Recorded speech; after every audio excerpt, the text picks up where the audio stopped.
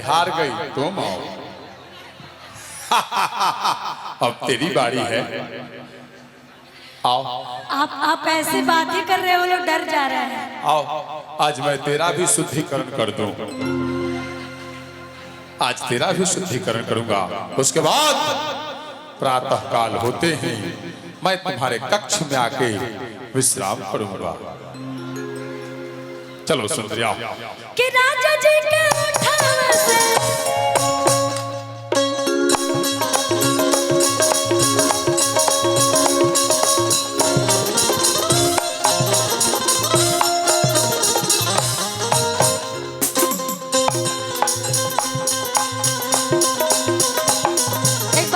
ताली बजा दीजिए आप लोग नरमुंडा प्रेमी जी के लिए। ये न्यू नाम हम रखे नरमुंडा प्रेमी जी। बहुत अच्छा लगा। हम तो स्वामी हैं। नहीं आप प्रेमी हैं, मुझे प्रेमी नजर आता है तो इसलिए चलेगा चलेगा सब चलेगा। आइए जाओ। कि राजा जी के उठ जा बसते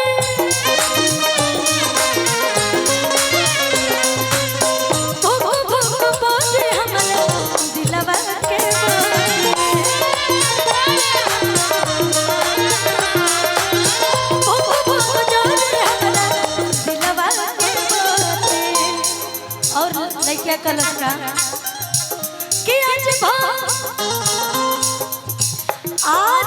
भुके डोरी में नहान होके दे कि आज भुके डोरी में नहान होके दे।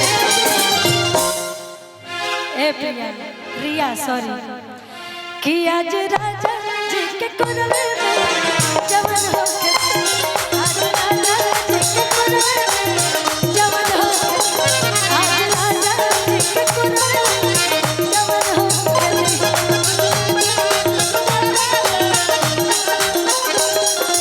झुमने वाले क्या बात है।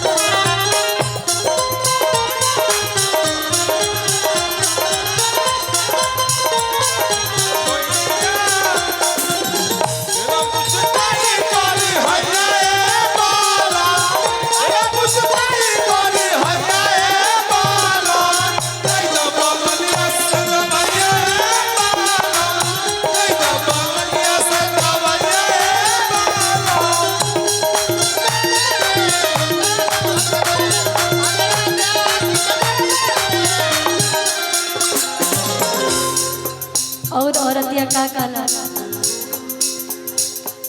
लास्ट लाइन है गाना के। ओकरा बाद से हम निहाल जी के झाम के निहाल जी आप आए।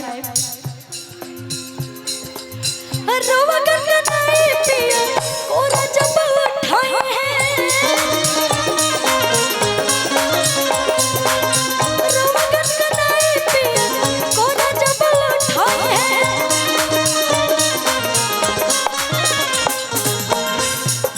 इतना अपने में सब कुछ कर लेता नहीं लोग।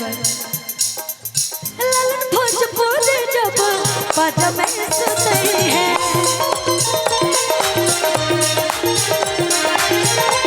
भोजपुरी जब बात में सुनते हैं।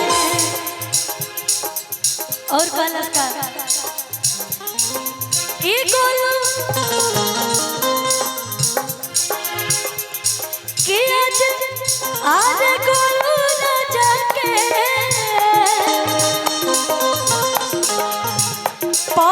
परेशान होके दे